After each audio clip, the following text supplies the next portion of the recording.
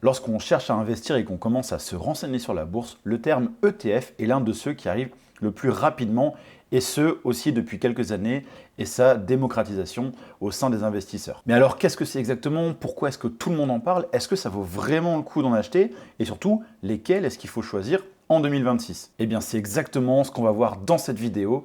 Donc reste bien jusqu'à la fin, je vais te partager tous mes conseils sur les ETF. Avant d'aller plus loin, ce que je dis ici n'engage que moi, je ne suis pas conseiller financier. Si c'est des produits qui t'intéressent, je t'invite à faire tes propres recherches, à vérifier que ce que je dis correspond bien à ce que tu souhaites en termes d'investissement. Et si c'est le cas, dans ce cas-là, tu pourras acheter de manière sereine. Si ce n'est pas déjà fait et que mon contenu te plaît, je t'invite à t'abonner juste en dessous. Moi, ça m'aide beaucoup et toi, ça ne te coûte rien. Donc n'hésite pas à cliquer juste en dessous pour ne rater aucune de mes prochaines vidéos. Commençons par le commencement. Un ETF, qu'est-ce que c'est exactement et comment ça marche? Eh bien, pour faire simple, c'est un instrument financier qui réplique un indice boursier, comme par exemple le CAC 40, le S&P 500 ou encore le Nasdaq. Concrètement, derrière un ETF, il y a un émetteur. Ça peut être Amundi, ça peut être BlackRock ou beaucoup d'autres. Cet émetteur, il va investir sur l'intégralité des valeurs que l'indice représente. Prenons l'exemple du CAC 40. Il y a donc les 40 plus grosses capitalisations boursières françaises. Si vous achetez un ETF CAC 40, eh bien derrière, l'émetteur de l'ETF aura acheté les 40 plus grosses entreprises françaises qui sont contenues dans l'indice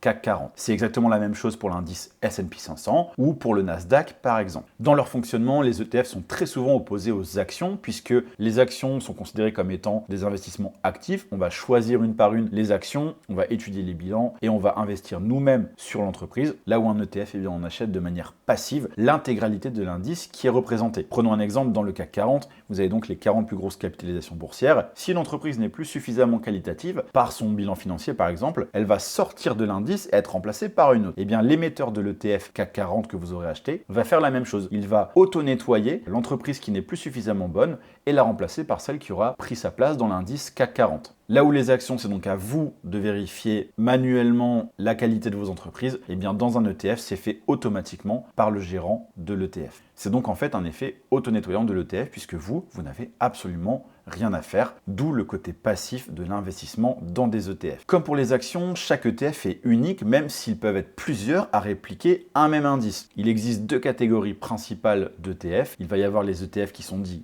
capitalisants avec la mention ACC, qui va être apposé juste à côté, ou alors ils peuvent être distribuants. Et dans ce cas-là, ça veut dire que les dividendes qui vont être versés par les entreprises, eh bien vous allez les percevoir directement sur votre PEA ou sur votre compte titre. Une fois que ça s'est dit et qu'on regarde de plus près les différents ETF qui existent, on va remarquer deux catégories principales. Les ETF dits sectoriels qui vont reproduire un secteur d'activité, comme par exemple des ETF crypto, immobilier, énergie renouvelable ou encore par exemple matières premières. Et les ETF géographiques qui, eux, vont reproduire un indice d'une zone géographique donnée. Comme par exemple, les plus connus, ça va être le CAC 40, l'Eurostoxx 600 ou encore le S&P 500. Mais alors, pourquoi est-ce que tout le monde en parle? Eh bien, la raison principale, c'est leur simplicité de fonctionnement. Ils s'achètent aussi simplement qu'une action et permettent d'avoir un accès facile et direct à la performance des marchés boursiers. Il n'y a plus besoin de se plonger dans l'ensemble des bilans financiers de telle ou telle entreprise.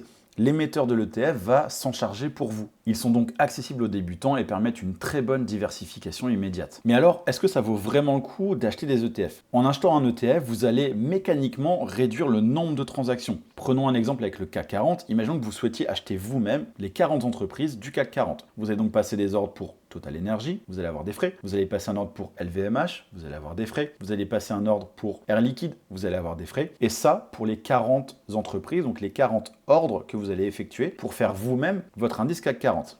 Maintenant, prenons l'exemple où vous achetez directement un ETF CAC 40. Vous allez donc l'acheter en une seule fois pour avoir l'intégralité de l'indice CAC 40. Et bien mécaniquement, vous n'aurez des frais qui seront appliqués que sur une seule transaction. Là où de l'autre côté, vous auriez eu des frais sur les 40 actions, sur les 40 ordres que vous auriez passés pour faire vous-même votre propre ETF. Et un deuxième point aussi, c'est que les frais de gestion des ETF sont très peu élevés par rapport à ce qu'on appelle donc des OPCVM, qui est l'opposé complet de la gestion active par des gérants. Là aussi, c'est un énorme avantage, parce que les frais, là aussi, c'est un énorme avantage puisque les frais peuvent venir grignoter votre performance sur le très long terme. En ayant des frais les plus bas possibles, eh bien, vous augmentez votre chance de performance sur vos ETF.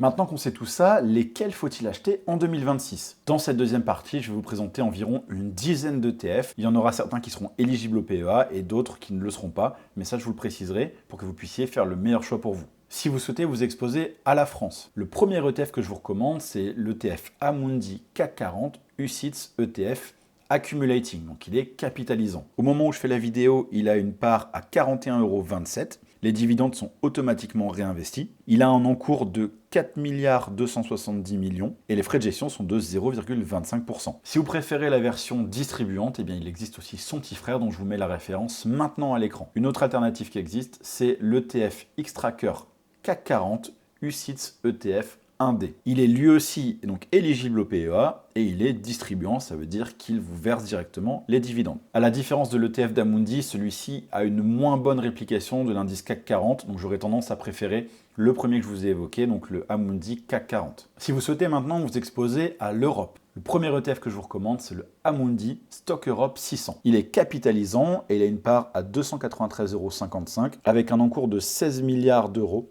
Et il a des frais de 0,07%, mais il n'est pas éligible au PEA. Une autre alternative, donc cette fois-ci éligible au PEA, c'est le BNP Paribas Easy Stock Europe 600. Il est donc celui-ci accumulant, donc capitalisant, c'est-à-dire qu'il réinvestit automatiquement les dividendes pour vous. Il a une part, à l'heure où je tourne la vidéo, de 19,77 €, avec un encours de 935 millions d'euros, et il a des frais de 0,18%. Si vous souhaitez vous exposer aux pays émergents, à savoir par exemple la Chine, l'Inde, le Brésil ou encore la Corée du Sud. Ici, on est sur un marché qui représente 12% de la capitalisation boursière mondiale. Le premier ETF que je vous recommande, c'est le Amundi MSCI Emerging Market UCITS ETF et il est capitalisant. Il a une part à 6,48 € avec un encours de 4 500 millions d'euros et des frais annuels de 0,20%. Il existe une alternative qui est éligible au PEA mais qui est légèrement différente, c'est le Amundi PEA Emergent ESG Transition UCITS Accumulating. C'est un ETF qui vaut aujourd'hui 30,04 €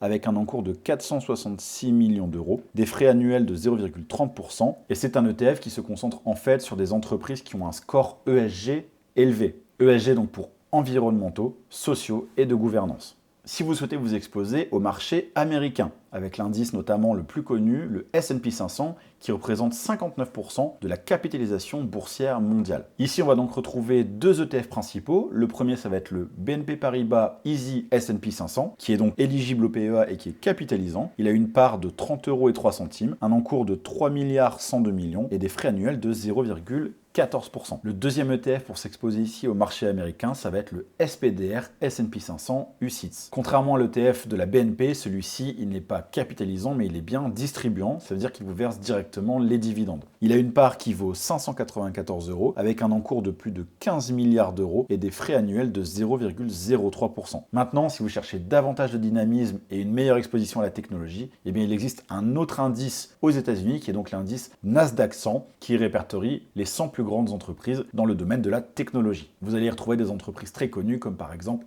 Apple, Amazon, Microsoft ou encore Broadcom. Le premier ETF ici que je vais donc vous présenter, ça va être le iShare Nasdaq 100 UCITS. Il est capitalisant avec un prix de part qui est quand même relativement élevé, à 1248 €. Il a un encours de 19 milliards d'euros et des frais annuels de 0,30%. Ça fait de lui quand même un vrai mastodonte dans le domaine des ETF. Le deuxième ETF pour investir sur le Nasdaq et qui sera cette fois-ci éligible au PEA, c'est donc l'ETF Amundi PEA Nasdaq 100 UCITS. Il est lui aussi capitalisant, donc il réinvestit automatiquement les dividendes. À l'heure où je tourne cette vidéo, il a une part à 88,62 €, un encours de 914 millions d'euros et des frais annuels de 0,30%. Si vous souhaitez maintenant vous exposer à l'économie des pays développés, on va s'orienter vers un ETF World ou Monde. Dans cet indice, on va donc retrouver 1400 entreprises qui font partie des 23 pays les plus développés du monde. Il y aura donc bien évidemment les États-Unis, le Japon, le Royaume-Uni, le Canada ou encore la France. Il faut savoir que tous les indices qu'on vient d'évoquer jusqu'à présent, donc à savoir le CAC 40, le Eurostock 600, le S&P 500 et le Nasdaq, sont englobés dans cet indice World, donc MSCI World. Ce qui veut dire que lorsque vous achetez un ETF Monde, eh bien vous achetez tous les indices que j'ai cités précédemment. En un seul indice, vous êtes donc exposé de manière immédiate à près de 70 à 80%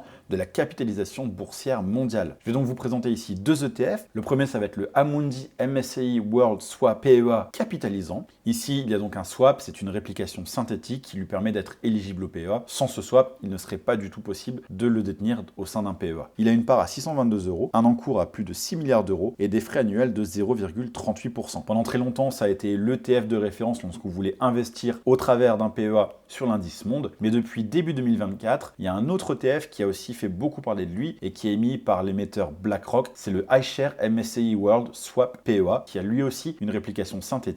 Mais à la grosse différence du premier, il a des frais qui sont beaucoup plus bas. C'est ça aussi qui a fait la différence. Ils sont annualisés à 0,20%. Il possède une part qui s'échange aujourd'hui à 6,22 €. Il a un encours à plus de 1 milliard d'euros malgré le fait qu'il ait été créé il y a à peine 2 ans, ce qui montre aussi le succès derrière cet ETF. Et enfin, si malgré tout ce que je viens de vous présenter, vous trouvez que vous n'êtes toujours pas suffisamment diversifié de manière géographique, eh bien soyez rassurés parce qu'il existe un dernier indice qui lui intègre la globalité du monde. Il s'agit de l'indice All Country World Index, donc le ACWI. L'avantage de celui-ci, c'est qu'il va donc englober deux indices très importants, le MSCI World d'un côté et le MSCI Emerging Market de l'autre. À travers cet indice, vous allez être exposé à plus de 47 pays et plus de 2600 entreprises à travers le monde. Ici, il n'y aura donc qu'un seul ETF et pour des raisons évidentes, il ne sera pas éligible au PEA. Il s'agit du SPDR MSCI All Country World Index UCITS Accumulating. Rassurez-vous, je vous mets bien évidemment, comme d'habitude, la référence à l'écran juste maintenant. Il a une part à 252,03 €, un encours de plus de 7 milliards et demi d'euros